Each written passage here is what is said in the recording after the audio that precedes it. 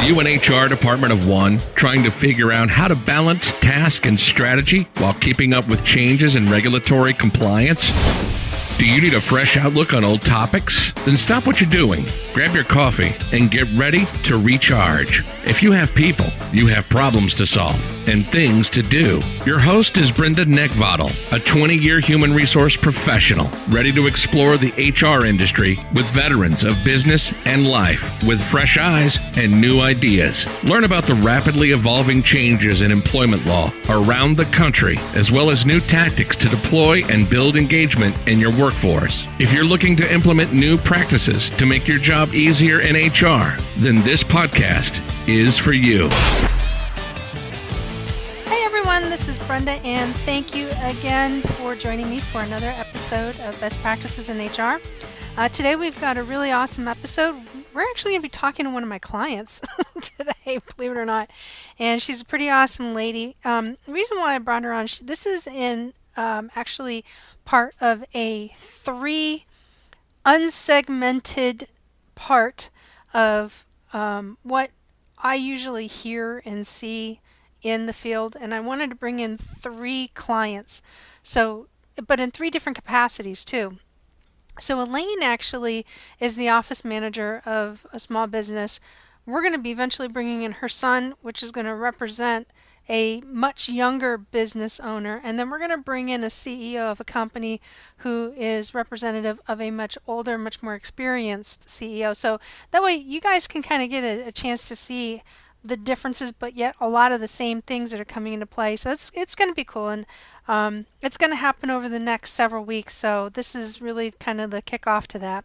But today I am really, really thankful. If this is the first time you've joined me, thank you so much. It's been fantastic. This is a fun show. It's got a lot of information to it. You're definitely going to walk away learning something, and I certainly invite you to continue to come back and join the journey with me. For those of you who have returned, thank you, oh my gosh, for continually checking in, seeing what we're up to every week, seeing what I'm up to, and staying out of the trouble that I'm in. I get in pretty regularly. So with further ado, let's go ahead and get this started. Today in the studio, we've got Lola, who is snoring away behind me. She is my veteran comfort dog, who usually will at some point in time say something.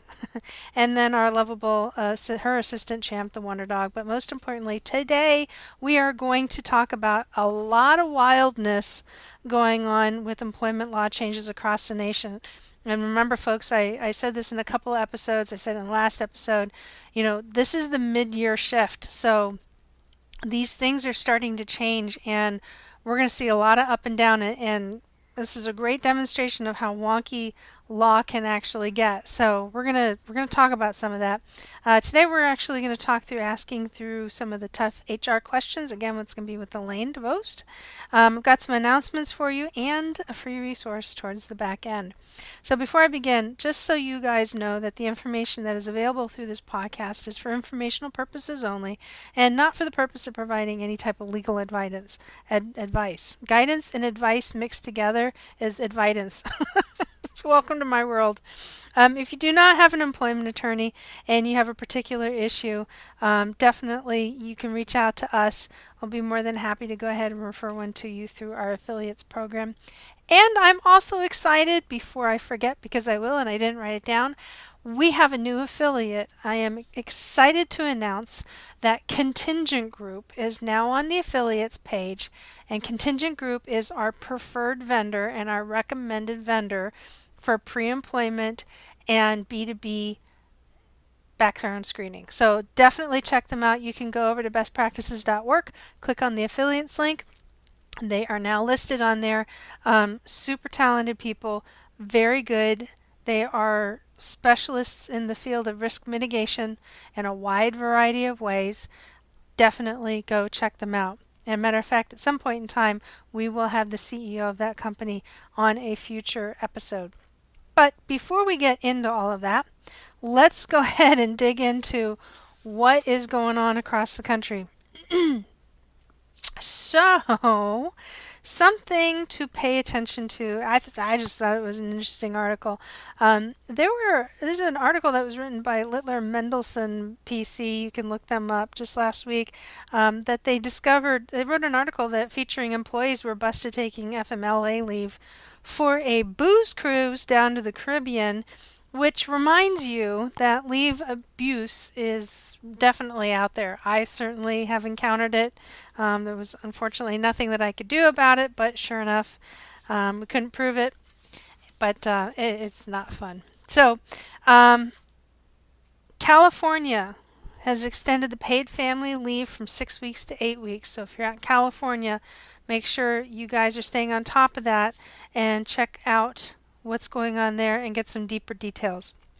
Florida has now added vaping to regulated indoor smoking requirements, and I'm not 100% sure if that's across city ordinance on that, but those of you down in Florida, vaping is now on the target. I'm sure we're going to see a lot more of that coming out over the next probably 12 to 18 months. Chicago City Council unanimously has approved a Fair Work Week ordinance.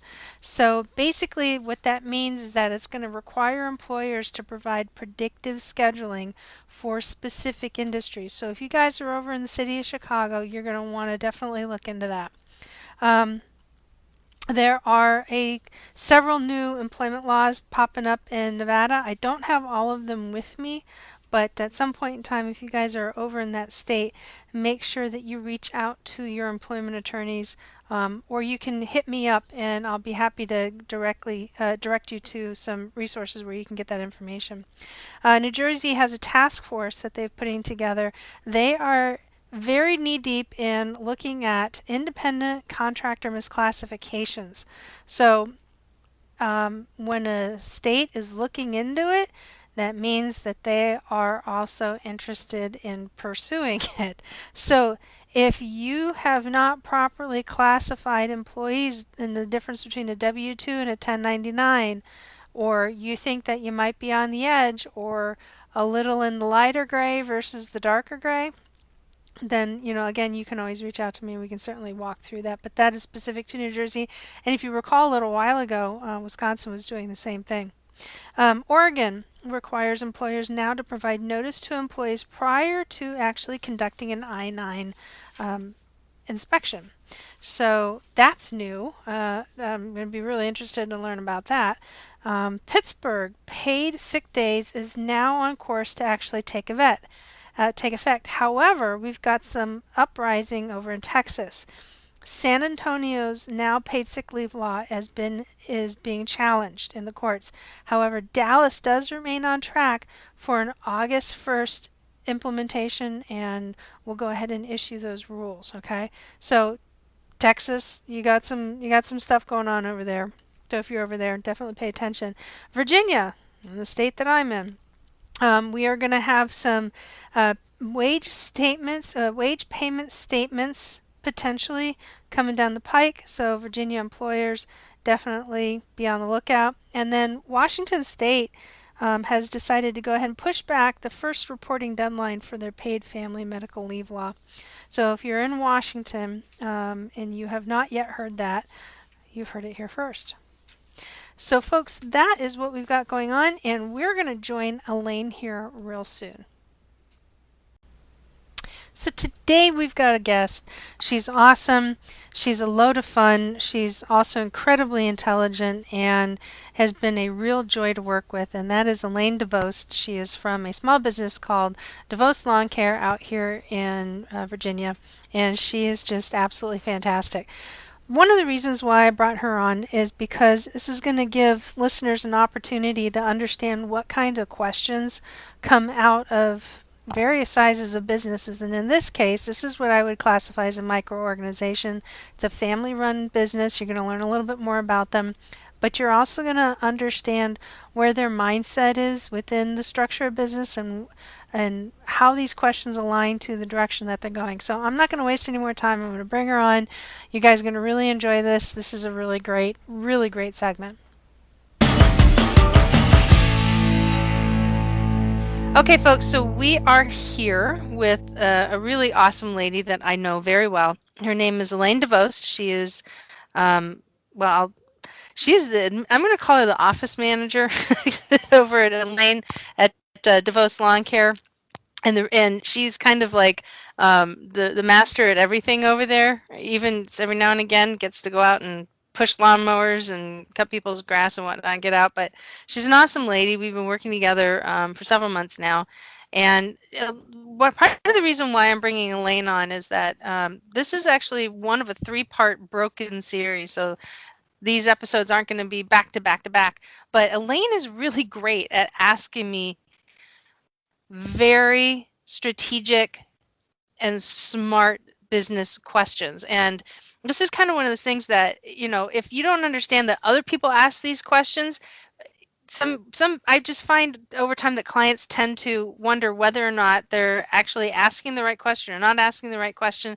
So from Elaine's perspective as an administrator, as somebody who has her finger on the pulse of the business, I wanted to bring her on. So welcome. Thank you so much for joining me. I really appreciate it. Oh, I am happy to be here, Brenda. Thank you for inviting me. Oh, yeah, you're welcome. So before we get started, Elaine, can you do me a favor and just kind of share with everybody a little bit about you, where you come from, what some of your background is, and please, definitely talk about what Devost Lawn Care is. Okay. Well, I am currently with Devost Lawn Care, which is a family-owned small business, and it's recently started in 2018. My son runs it. He's the CEO, and my husband and I work for him. I am the office manager, as you have mentioned. My background is from upstate New York, is where we originated from. And so upstate New York, I have about 25 years of legal background, whether it was in the courtrooms with the judges or with the attorneys.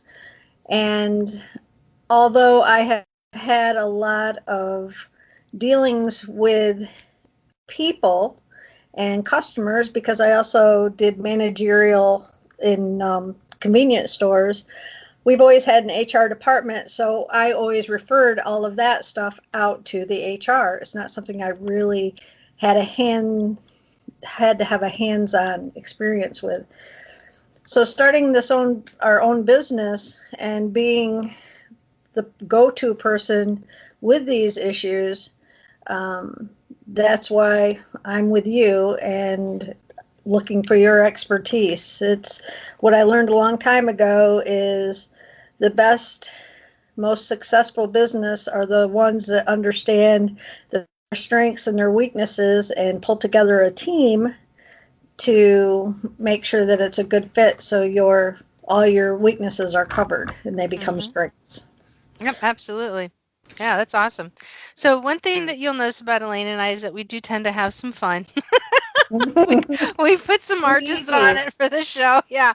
So, every now and again, like one of us will come up with a smart comment or something like that. But so we do tend to kind of go a little off script every now and again, but that's okay. But she's really, that's what makes the world go around, right, folks? So, okay. So let me kind of set the tone here. So Elaine has a list of questions. They're HR related questions, business related questions. I don't know what they are. We didn't go over them. I have no idea what she's going to be asking me. She'd be throwing me a left ball from a curve from left field for all I know. But so this is going to be, it's a very candid conversation, and realistically, it's like if you are looking for any type of guidance, this kind of gives you an understanding of what a consultative relationship really should look like. So are you all set? Are you good? I'm all set. Okay, so let's do this. So hit me up with your first question. Okay. So one of the struggles that we have found is, as a family-owned business, is our mindset. And the challenge is, are we hiring criteria, is our hiring criteria relaxed, or is it still at the expertise of levels of qualifications and experience if they are family members that we're hiring? So our challenge, my question is, how do I get my mindset from an either or mentality, which a lot of family, when it's family owned, it's okay, it's either this way or it's that way, to we need both, and this is why we need it. Does that make sense? So are you, no, can you Okay. ask it again and just rephrase it? Now, are you looking at should we hire, Okay. So when and a family member comes to us, and because they're a family your member, family member or somebody else's family member? being a family-owned business, if a family within our family comes to us and says, "I want to be hired to work for Okay. your law firm, for your lawn care." Yeah, for your law firm, sure. For our lawn care, but I don't have these qualifications, but because I'm family, you need to hire me and you need to pay me this amount. How do we change our mindset and keep it, yes, you're family, but you don't qualify, you're not qualified? How do we change our mindset from being a guilt mindset to saying this is not best for our business? So we cannot do that and still keep our family. How do we separate the two from family and business? Okay, that's a I'm really going to good put you on question. the spot, the very first one. That was my hardest question. All right. I like it. That's fine. So what you're looking at, I totally hear what you're saying. So the question is that we want to bring, this is a family run operation, Mhm. and we want to make sure that we maintain family run operation, obviously, but how do we make sure that what needs to get done is done, and yet we're still upholding our standards, or should we be more relaxed because it's family and, it's a family business? So it's a good question. It's definitely a question um, that has a tendency to this mindset throws a lot of family-owned businesses off. So here's how I would put it this way. I worked for a family-owned business. I worked for it for about 5 years, and it is not easy. I mean, work is never easy because if it was easy, we'd call it simple, right? Mhm. So when it comes to family-owned businesses, there's a different dynamic that exists other than working for, not just a company where you have no, relation ties. Mhm. And there's nothing wrong with upholding standards. And you should, because family-owned businesses tend to sometimes get in the spotlight negatively for favoritism because they're family, and it's a double-edged sword. So if it were me owning my own family-owned business, then I would really look at my family members and say, like, if you want to come into this business, if you want to come into this company, you're going to be mentored just like anybody else is. You're going to come up through the rank and file just like everybody else is. And it does a couple of things. Number one, it it shows that you guys are really focused on fair and equal distribution across the company, but it also helps you because if you're only as strong as your weakest link. And sometimes family members will think, okay, great, I've got a shoe in, I don't have to work that hard, or I don't have to put out as much because I'm covered, I'm under this umbrella, I'm family, they're not going to screw me over, blah blah blah. And maybe they don't necessarily say those things exactly, but that is the kind of je ne sais quoi that comes out of them, right? That's that kind of mindset, that attitude that happens. And so if you are not treating your family members the same way you treat your employees, in regards to they kind of have to develop the same skill set, they have to develop the same values, same mentality, then it's already hard enough to manage a staff of people of different backgrounds, different opinions. Now throw family dynamic in on top of that. So if you make that very clear in the very beginning that you're not going to be treated any different, you are going to show up on time. There is no slacking off. If you screw up, you're going to hear about it. That kind of a thing. And what's really great about family is that you can be a little bit more candid about that. When I mentioned that I worked for a family business, I did it for 5 years. I was the first grandchild that actually worked for the company, and there was at the time 11 of us. No, 13 grandchildren total. And unfortunately, we lost one. And it just happened to be him that was there. So he started working for the company about about a year and a half after I did, and I was, being groomed. I was doing what I was supposed to do. I was there. I was working my butt off, and my grandfather was like, "Well, you have to be in, here, here, and here all at the same time." It's just like physically impossible, but I was living up to the expectations. He comes in, and he was the spoiled child, and I very quickly realized that his charm and woo was not protecting him from actually having to do the work. Mm-hmm. And so, yeah, it got very uncomfortable after a while. And it taught me a lesson years ago of really the strong distinctions between, just being a family business and actually holding people accountable. Does that help? Yes, thank you very much. It Yeah. does help. Yeah. So don't be afraid to hold your family members accountable. The other piece of it is that you're grooming them. And I mentioned this, before in my old job, you're grooming them. So, look, every company needs to identify a successor. And, your son is the owner of the company. And if he doesn't have a successor in place, what's going to happen to the organization? Now, granted, he's young enough that that's not for, a couple decades down the road, but it's still a good question to ask. So if you have a family member that's being groomed to step in and understands the business, knows the business in and out, knows the trade, right? Then that's a good thing to have, because then the family business, the family aspect of that continues on. If you don't have somebody that wants to be groomed, trust me, hiring a family member, you'll find out real quick whether or not they've got it or not. Mm-hmm. And it'll make it very easy for you guys to be able to determine what direction you want to go when it comes to succession planning as far as the business goes. Okay. Yep, that makes sense. See, every time she said that makes sense, that means I've answered her question. You did. You did Like, answer my really? question. That's true. She always says that every time I answer a question. Okay, that makes sense. Yep, it does. Okay. So we can move forward. Move forward. Go ahead. Next question. Another question I have, because of the fact that we did come from upstate New York, and things are so different. A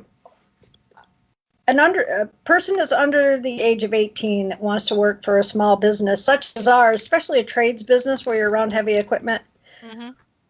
why is that so frowned upon? So this is a short question, Uh-huh. or is there more to it? Now that's it's just, I know that, and the reason why I'm asking is because we particularly, we do not, but we know other businesses that do, and they ask us right out, why can't I? Why can't? Okay. So No, it's a fair question. I'd throw it out there. No, that's fine, and that's a fair question. So, be it in New York, we're in Virginia, it could be in Nevada, it could be in Washington State, it doesn't matter. So Mhm. first off and foremost is that anybody under the age of 18 is still considered a minor. Mhm. And so with that, there comes an added level of responsibility. And minors aren't emotionally and intellectually developed just yet to be able to start to take on the responsibilities of adulthood. They're getting there. I mean, they're in boot camp of life right now. And so when you have somebody that's over the age of 18, now they're a legal adult. And those things have very specific legal definitions that come with it. So when when they are a legal adult, based off of what is required of being a legal adult, which is basically just being over the age of 18, then insurance companies will insure them. Workers' compensation will insure them. And what I mean by when I first comment on insurance companies, I'm talking about liability insurance, workers' compensation insurance. Okay, again, at the age of 18, and this I think could also depend upon the state, but they could either apply for and obtain a CDL, or they may have to wait a couple of years to get a CDL, but they are able to be trained on how to operate a forklift. So it's a benchmark. And when a company hires under the age of 18, you are raising the limit of liability to your organization. They haven't had as much experience with dealing with major life decisions. They haven't had a lot of experience of dealing with what happens if there's an accident at the workplace. I mean, they're green in life in general, and they won't know exactly what to say. They don't know exactly what to do. They don't know exactly how to act. They their abilities really haven't quite been up there, although like I said, they're growing and developing. They're still young. And Mhm. so that's a lot of it. Is most insurance companies won't insure workers' compensation or liability insurance. The flip side of that is that, you know what, anybody who is legally able to work under the age of 18 won't have a hard time accepting, minimum wage or $8 an hour for a position. You know what I mean? Right. And so I think in an industry like yours, where you have a lot of independent workers, and I'm not talking about a company that is, nationally known. I'm not talking about, a lawn company that has a brick and mortar lawn, storefront operation. I'm talking about, mom and pop garage businesses, not much different than yours. They don't necessarily understand that. They see it's like, okay, young person can get out there fully capable, can do the work probably quicker than me because I'm a lot older and my joints aren't hurt, my joints are hurting. And I don't have to pay them as much because they don't have life expenses. Well, there's inherent risk that comes with that. And people that hire individuals under the age of 18, they have to know their state and local labor laws in regards to how much time they can allow them to work. They're also taking on responsibility. I mean, this past week, we've had, we've been tipping the scale in 100-degree weather up here Mhm. or down here or wherever you are compared to where we are. We're either up or down, but we've been hitting 95 to 100 with literally like 100% humidity, and it's a bone crusher down here. So when you've got a miner out there working, you have to remember that that person can get dehydrated just as easily as you do, and they don't always know what to do when they don't know their limits, so they'll keep pushing themselves. They'll push themselves, or they may work and work and work if they're a pretty driven individual. All the while they could be depleting their bodily fluids and putting themselves in a really bad position. So that just miners take a little extra care, but it's not anything to take lightly. And if a miner has an accident, you can't leave them alone on a property. Like, you can't say, okay, I need you to go to this house. They may know how to drive. They may be able to, tow a small flatbed trailer. They could be 16, 17 years old, and that's great. But you really can't leave them alone, because what if something happens? Are they going to handle it effectively or efficiently? Or what happens if they, pull a lawnmower over their foot? Right. Right. You know, are they going to sit under a shady tree and sit there and hit Facebook and Instagram all day, or play video games on their phone? I mean, they just require a lot of attention. Correct. Yep. Well, that makes sense too. See, told you I answered a question. Okay. Which now leads me into another question. Okay. Being a small individual startup business that wants to be everlasting and be a larger business down the road, Right.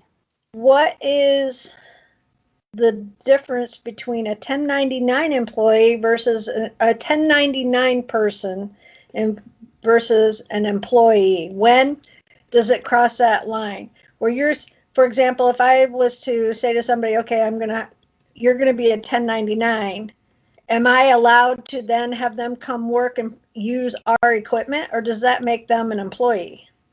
So you're talking about the difference between a 1099 contractor and a W-2 employee. Yeah. So, and that's a really great question. That is a very common question, particularly in small business. Very, very common. And the IRS actually has a very distinct position on this that's vaguely written. To be honest with you.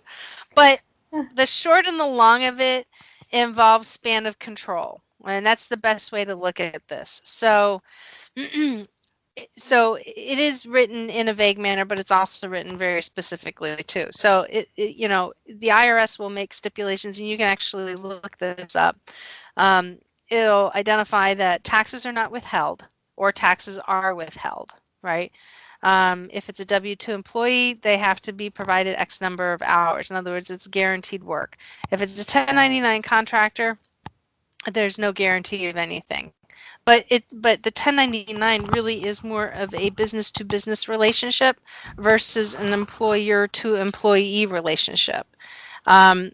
And again, that comes back down to span of control. So when you bring an employee in to a company, you're giving them a set schedule, you're giving them equipment, you're giving them specific directions, guidance, and oversight and on what the job is, what needs to be done, how to do it, and then they're supervised. Then they receive a regular, paycheck. They have taxes being withheld, and benefits has nothing to do with it, right? So it's all about how specific you're going to be, how much oversight is going to be required, and if you are going to be, when you do compensate them, are you going to be withholding taxes? Now, that doesn't mean that you can have a W-2 employee and can't withhold taxes.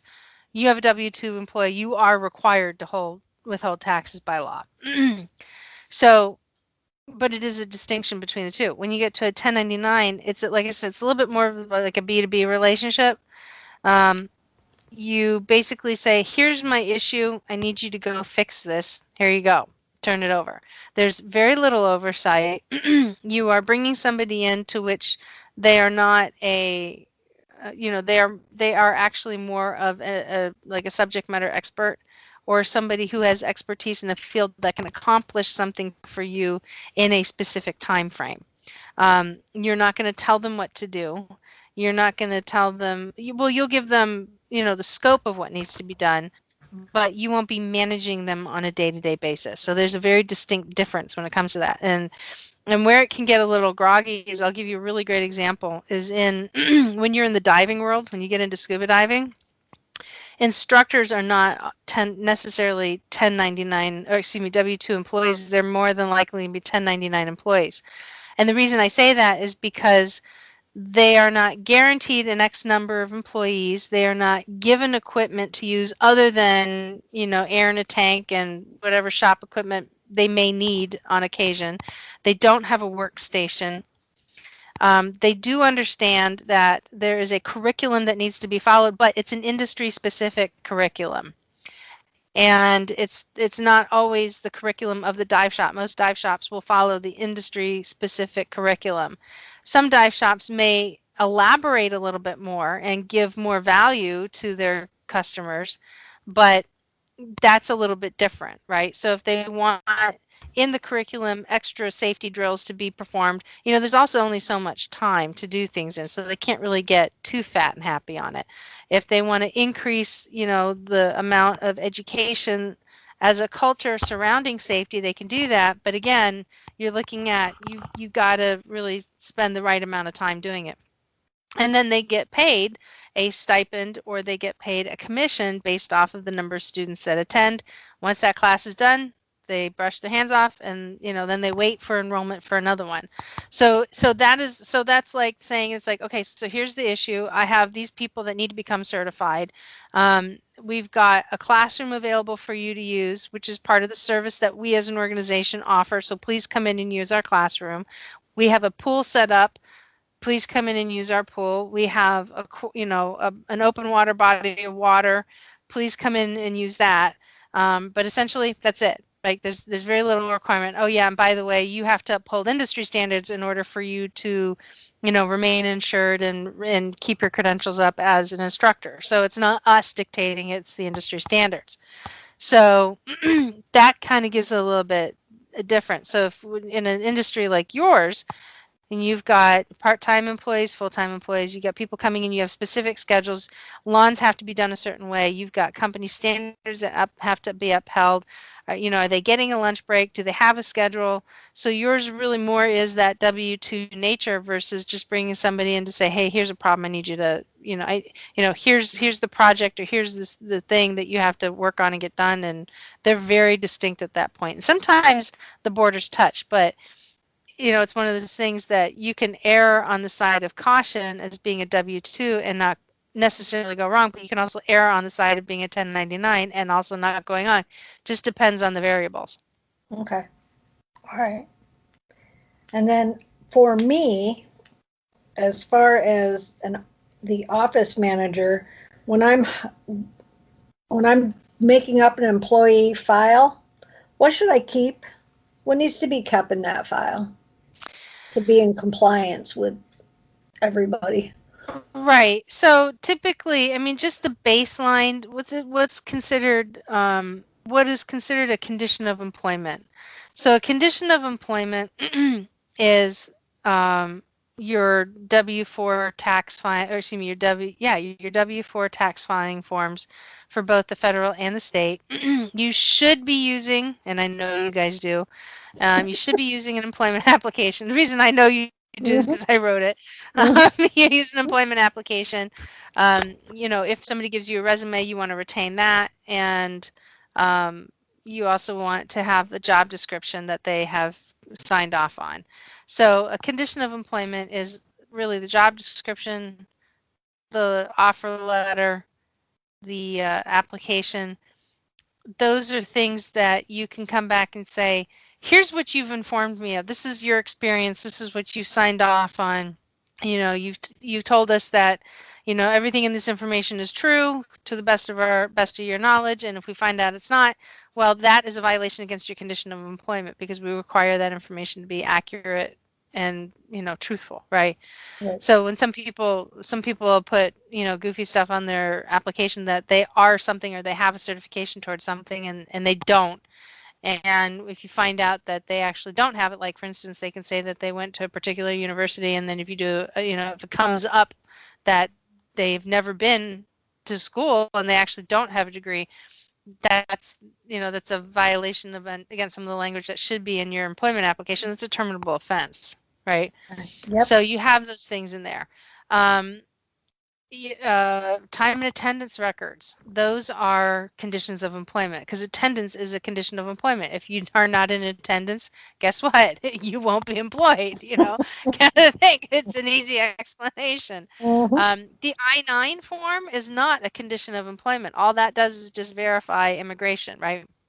So if they're withholding their taxes, or excuse me, oh my gosh, if they have direct deposit and you've got a form that gets filled out for that, that needs to be in there because now you're demonstrating that you are permitted legally to put money into somebody's account. Conversely, if somebody has a child support order or a garnishment order of any kind, that's issued by the court, you want to retain that in the employee file because now you're demonstrating that you are legally being required to remove a specific amount of funds from the individual's paycheck, not their wages, but they're actually their funds from their paycheck. So it's like a wage withholding, but it's not at the gross, it's at the net. Okay. All right. And that makes sense. Thank you. My social media. So since social media is such a big part of today's world, what should or should not be said on social media? Lord, it's like a whole show that could be dedicated to this. And there will be at some point in time. So social media has been a morphing beast over time. And when your company, your social media is directly connected to, your owner of the company, which is your son. And I know you have access to it too, but it's limited in scope. So when you're looking at what's going on with social, it kind of depends on the angle of this question. So I'm going to answer it in a couple of ways. So first off, if there's a company that has an administrator that is designated as the individual who will be making postings on behalf of the company, certain expectations need to be followed, meaning that the person who's doing the posting needs to understand that they don't own the social media, they don't own the website, they don't own the content. That is 100% ownership of the company. So it's intellectual property at this point. There should also be expectations around understanding social proof. In other words, being able to pull analytics and understand the effectiveness of social media. And that's getting a little bit more into the job, but that's really what this person should be doing. That person also needs to understand that they cannot violate the trust of the company and post things that are on the company's social media page that is inflammatory towards the actual company. So it's one of those things that just because you have access doesn't mean that you should be airing your personal laundry under that particular access. Mm-hmm. It has to be totally professional. And in an organization like yours, where it's just limited in scope to 1 or 2 people, your son's social media is connected directly to him. Anybody who follows him understands that. And so, we 3 of us had this really interesting conversation recently. So I'm not saying anything that they don't know already, but there was some banter that was going on back and forth with other like companies in the area. And her son was very smart about it. He concurred with something that was being said, but took a step back and actually deleted it. And what he was concurring to was it wasn't like he was saying it to join the conversation. It was just kind of like a reaction, and it was like, oh yeah, well, welcome to my world, right? And that's really all it was. It wasn't anything beyond that. But the conversation with the other parties really started to go south. And it was a lot of slamming employees, not anybody specific, but just in general. And it was really kind of demonstrative of a very bad mindset as to how employees are or what they think that they are. And it was very clear that it grew a line of delineation between the two. And then they started thinking, saying what they did if an employee did this and what they did if an employee did that. And it just got like really gross. And it wasn't a good conversation to have. So, when you're an owner of a company, if you go that route, you can do it. I'm not saying you can't, but understand that there's ramifications to that. And your son's very smart, and he gets that really quickly. On the other side of the coin, now, and the reason why, we had this conversation is that, people get offended really easily by what they see online because, my golden rule in life, my number 1 rule is, in the absence of information, people make stuff up. So if they're reading something that somebody's putting out there and they don't understand the context to it, it's easy to get bent out of shape, and it's easy to get offended, and it's easy to take offense to something. And so if that's the case, then what you don't want is you don't want negative press being out there. You don't want a bad image. You may not necessarily view it as a bad image, but again, if you're only thinking about what you think is and isn't, you're not considering what other people are looking at what is and isn't, right? Right. So in this case, it was, if somebody were to get bent out of shape and really want to stick it to somebody, they've got social proof to be able to say, look at what this guy said, and send it to an organization that would want to see it. And look into it a little bit more, and not be really as friendly as me if I were to say, help me understand what this comment is about. It would be like, let's take a look at your records, and I need to see all your payroll, and it could actually spark an audit. And so, you don't want that, you don't want something to happen. And I realize that I'm being very vague, but I'm also trying to protect the conversation because I am privy to it too as well. But so you don't want to put yourself on somebody else's radar and become their bullseye, right? Right. And in doing so is to say things on social media that you necessarily shouldn't, or airing your opinions and views on what your employees should and shouldn't do and be, and just keeping up that drama. That's a ton of bad stuff. Now, the other side of it is that even though employers should and shouldn't do certain things, well, employees should and shouldn't do certain things either. But there's a distinction, is that employees have certain protections under Facebook and under National Labor Relations Act that employers don't. And conversely, employers have an open door to pursue control over social media that employees have a tendency to open for them. So let's take a step back and take a look at the employee piece. So on the employee piece, if an employee talks about a workplace condition, and what I mean by that is they can talk about their pay, they can talk about their environment, like they can say that it's a hostile environment, They can say it's a good environment. They can say that, a boss is doing something to them that is in violation of discrimination laws, harassment laws, things like they can actually air that information out there, and employees, you can't do anything about it, right? They are as a concerted and protected activity under National Labor Relations Act. So it bends people out of shape. It really it grates on employers' nerves when an employee is talking about pay and compensation and benefits, because we come from this history of it's inappropriate and vulgar to actually talk about your compensation. It's nobody else's business, right? And you and I, we were taught that way growing up. Mm-hmm. And conversely, their parents were too. But oddly enough, even though people were going up that way, they still do it, Right. and they do it within what they think is a close-knit circle. Well, in the land of open communication, which is apparently what we have now, we'll just call it that. People have access to share stuff, and they do, and they don't think about, okay, what's going to happen afterwards. So Right. when you have an employee that is talking about negatively about the company, if you go and if you terminate them, or if you discipline them for something that's protected, and now people are really aware of what is and isn't protected, they can create problems for you. Now, here's where they're not protected.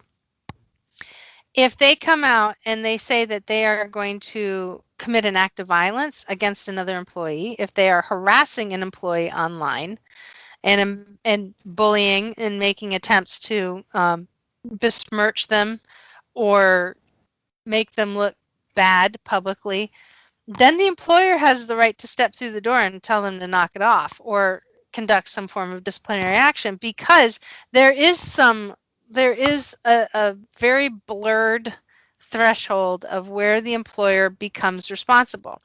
The violence, absolutely. If the employee is aware that an employee is making violent threats against another employee, then yes, they could have skin in the game if anything were to happen. Okay. So it kind of gets a little dodgy. There has only been one case that I'm aware of that has actually gone to the Supreme Court where the language on what can and can't be protected under the employer side came out of this particular case, and believe it or not, it was a Walmart case. And the language, as I've seen it, is really long. And it makes it very clear that people understand that use of social media, that they have to, if they put something out there, if it really isn't their opinion, they have to state it. And there's a lot of provisions around it. So it gets complicated, and it's an ever-changing position, but it's actually that change, the amount of change that's taken and the time that it's changed, it's actually kind of slowed down a little bit. So I think we've kind of leveled out for now a little bit in this until we get to a time and a place where that may change. And I apologize, Elaine, I'm going to elaborate a little bit more on something here. So here's a really good example. I kind of caught wind from another client of mine that they let a manager go because he took pictures from her phone. He grabbed her phone, took pictures from her phone, and texted them to himself. Now, being around the block a few times and knowing you, Elaine, that I'm sure they were kind of a little racy pictures. I don't think this is just, the random selfie coming out.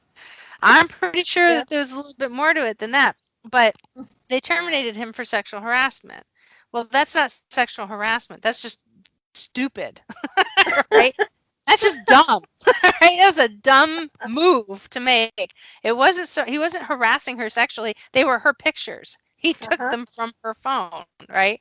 Mm-hmm. So that doesn't meet the definition of sexual harassment. However, if he were to turn around and use those pictures and post them on his social media, does the employer have stake in the game? And in this case, yes, they do, because the guy who stole the pictures was a manager of the organization and the girl was a subordinate. Mm-hmm. So yeah, there's individual there's not individual, but there's liability, company liability attached to that. Right. You can't fix stupid sometimes, but wow. Yeah, but I mean, the stuff like that happens, you know.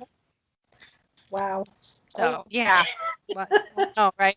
Well, this leads me to my next question, and Okay. that is, how important is it to document positives and negatives of your employees?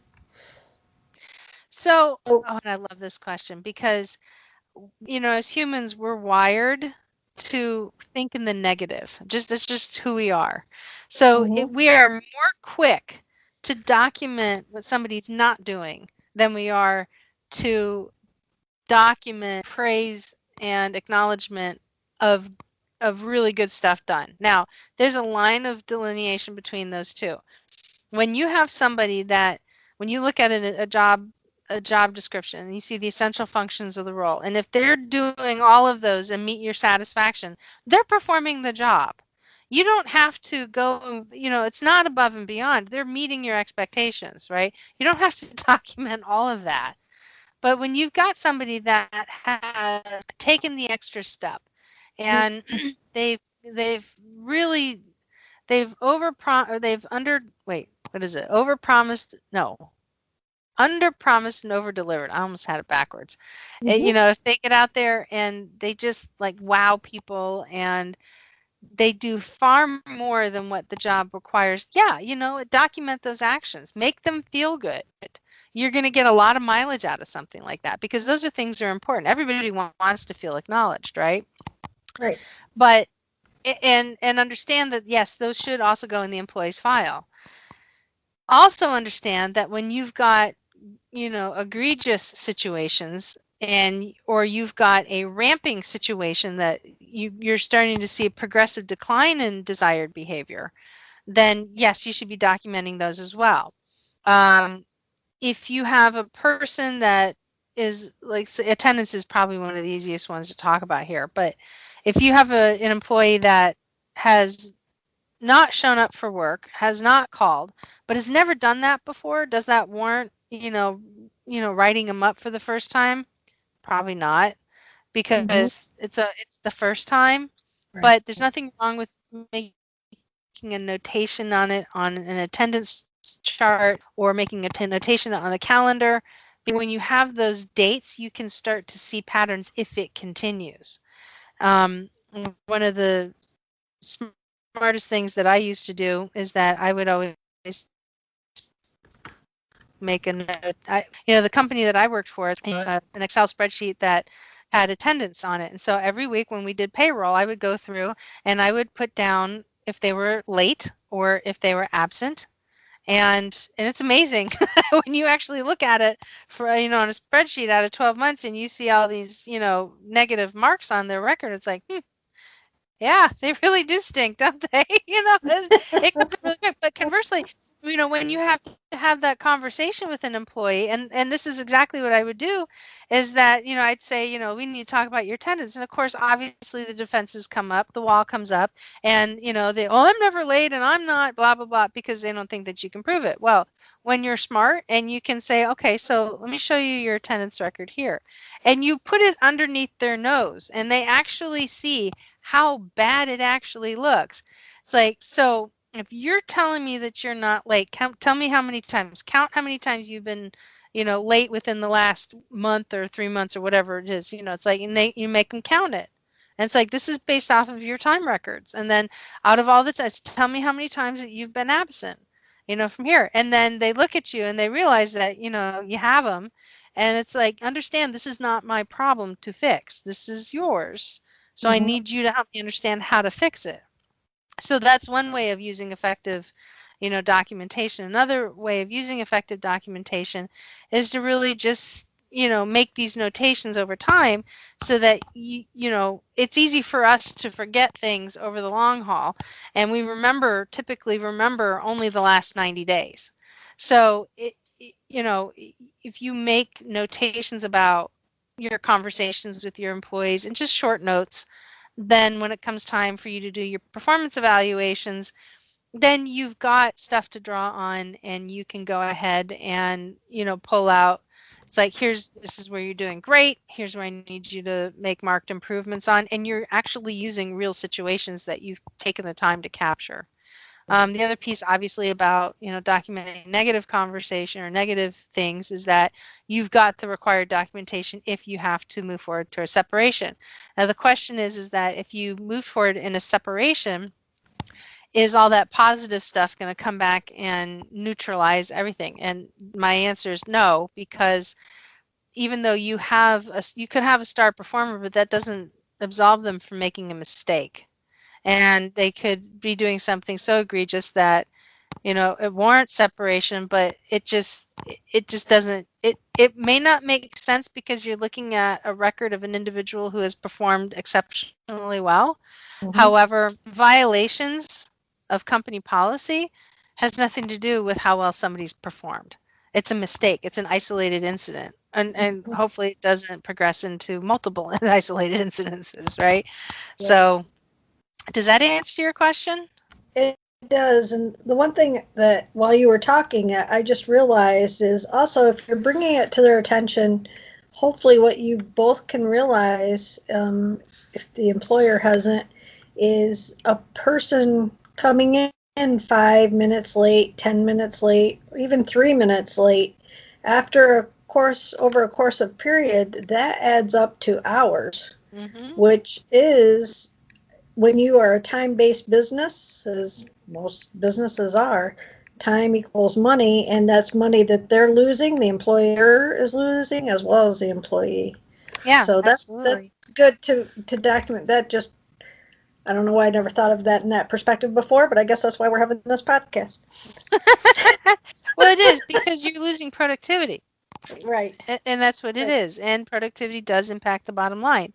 Right. And in companies where they have like benefits, for instance, a good benefits administrator will take a look at, in the long haul, what attendance is actually doing to an individual's eligibility. So I used to have a trainer who would call out quite frequently, and 6 months down the road, we had to tell her, say, you are no longer eligible to maintain your benefits because you're not working 40 hours a week.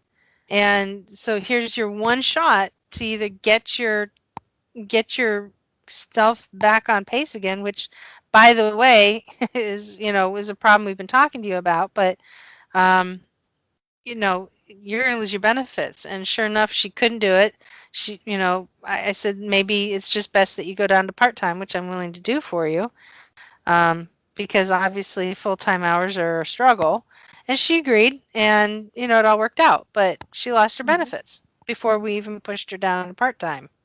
Got it. So yeah, so it impacts. And what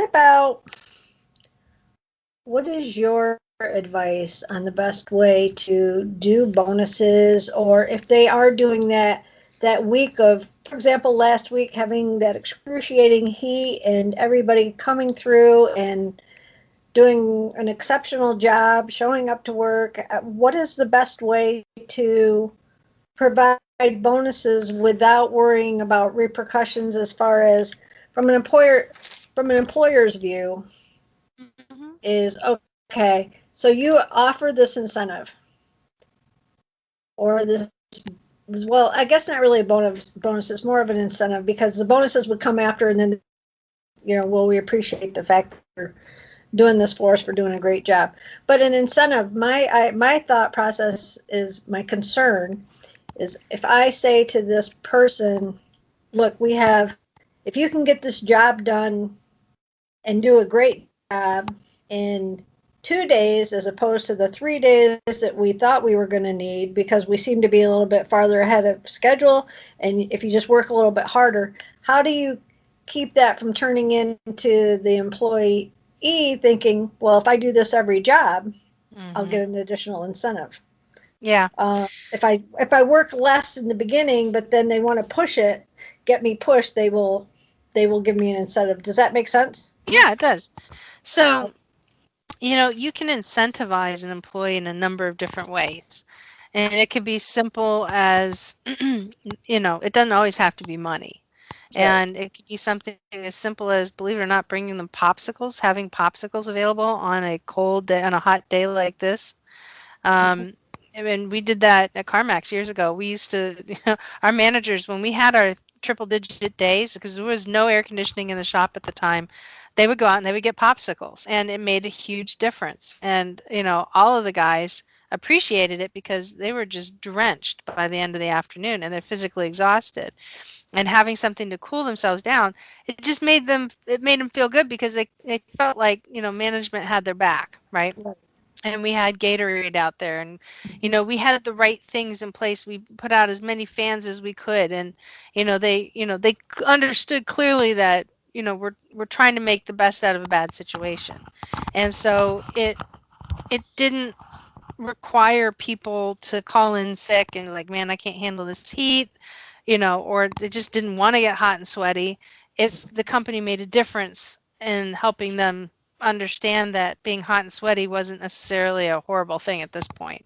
Right. It stunk, and I was out there with them on a couple of days, but you know, they got it, they did things to cool them off. Now, bonuses are a little bit different. So bonuses should be really really should be an award for, have they allowed what kind of participation did they do to help make the company expand, and grow. Did they help increase sales by 10-15% unexpectedly? If you want to do a year-end bonus, you can do that, but it should be, there should be criteria involved in it. Or you can do a random bonus, but I mean, it really has to be for something that's measurable and tangible. You just can't give somebody a bonus for the sake of bonusing, right? Some companies will do that. They're like, this person's done such a good job over the years, and even though they get merit increases and they get these things and they have benefits, it's just, we want to show them a little extra appreciation. That's okay so long as it is really rare, and or you do it consistently and you do it with some sort of way of determining that this person should get this amount because we've honored this particular type of award before in the past, and that person has met that same level of expectation. The challenge about doing bonuses on a random is that if the company unwittingly or is not aware that they are only rewarding a certain demographic in the business, then they're actually creating an adverse impact in the organization. So, which means that on the surface it looks good, but they have actually violated some laws underneath when you dig into it deeper. And it, if you've got a sales environment where, and I'm just going to use this as an example because it's a realistic example, where your sales force could be all Caucasian and your workforce, your hands-on labor is minority of any kind. It could be mixed or whatever. It could be minorities, and there could be Caucasian in there too. But if only the Caucasians in the company are being awarded because those individuals may genuinely have demonstrated that they're going above and beyond, well, over time, if it's discovered, if somebody's keeping track, which you'd be surprised at how many times employees keep track of things that they don't get. If they notice that there's a distinct pattern, it may not be an intentional pattern, but if the pattern exists, company's exposed. So you really want to make sure that you're putting specific things in place in order to issue a bonus. And it's, if you've got a way to justify it with hard evidence of some kind, you're just better off. Okay. That is all the questions I have. Did I wear you out? My very last question was, if a small business comes up and says, do they need Brenda for HR? What would you say? I would say absolutely. I just think there's so much that encompasses HR that if you're not well versed in it, you without even meaning to do anything, you could set yourself up for so many problems that it's just better to have little Brenda in back pocket.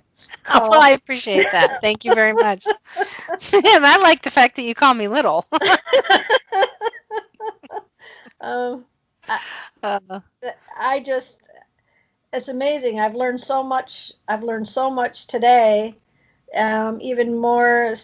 I mean, some of these things we have discussed in the past, but you've brought out even more points that just reiterates the fact that HR is very real, no matter whether your business is small, large, corporate, family owned, not family owned. Those issues are all there. And quite honestly, the way I feel, this family owned could even bring out more HR issues than a non-family owned business because there's so many emotions that get involved too if you're not careful. Yeah. So. I mean, my cousin I was telling you about, they terminated him. Mm-hmm. That's a hard thing to do.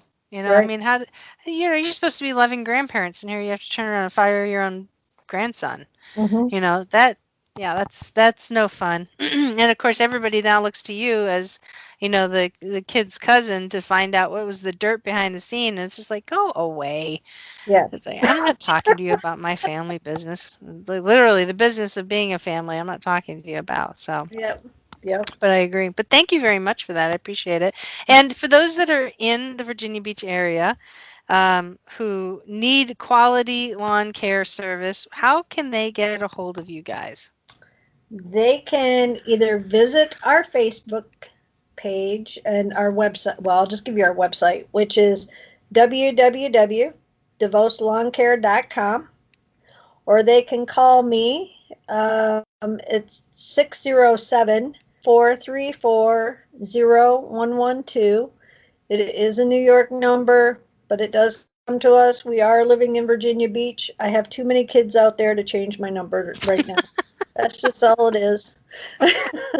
And just so you folks know, you spelled Devost Devost. That's yes. David, Echo, Victor, Oscar, Samuel, Tango. And that is the correct spelling of Devost. There's no E at the end, or it's a unique name. But they have an awesome phrase that attaches to their family name. It is, if you want the most, call Devost. That's right. So thanks again, Elaine, for joining us. I really do appreciate it. Excellent questions. Hopefully this gave a lot of insight to listeners who really kind of operate at your level of the organization, and help them understand that this is really what it's about right here. Yes, I agree, because as an office manager of a small business that does go out in the work field as well, you are a catch-all and you do hear all. You are the voice, you are the receiver and the voice, so you need a good HR person to make sure that you're saying the right things. Well, thank you very much. Doing stuff.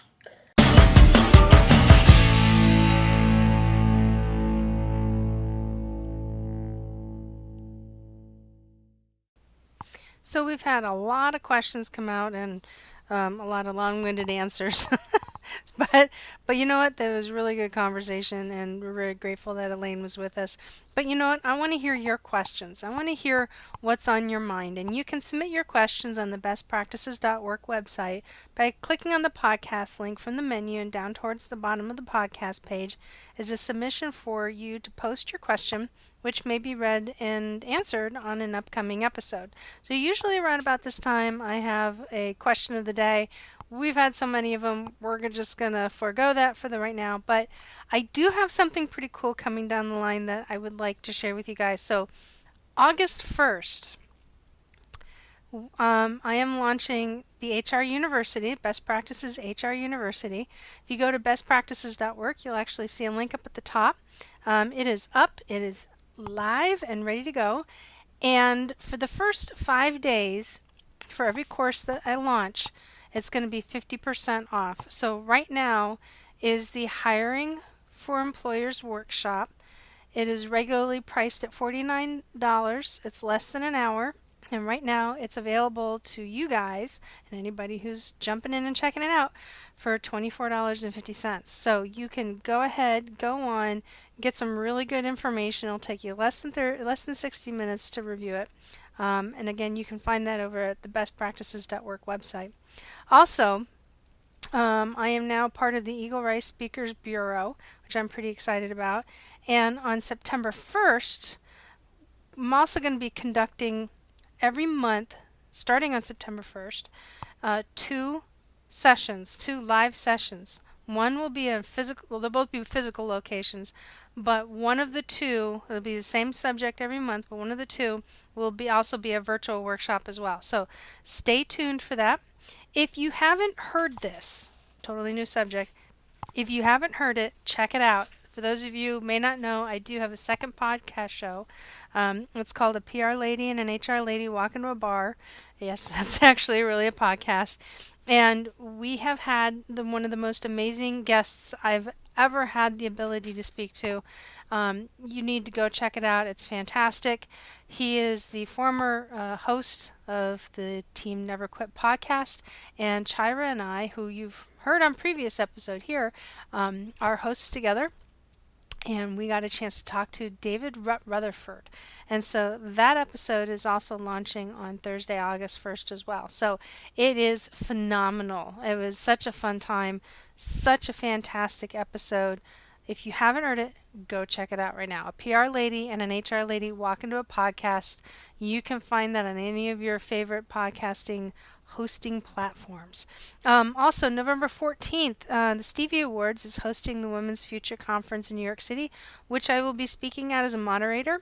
And we're going to be talking about navigating your career through challenging times and identifying career trends and potholes.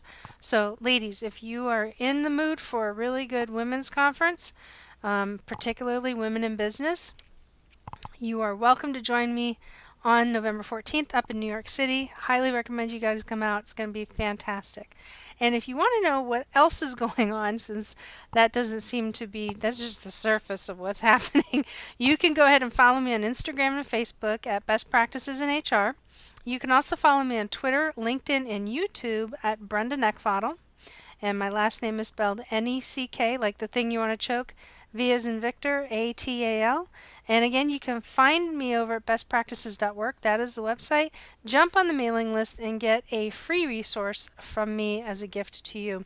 So thank you so much for your questions. Thank you for joining me again. It was another really great episode. Keep them coming in.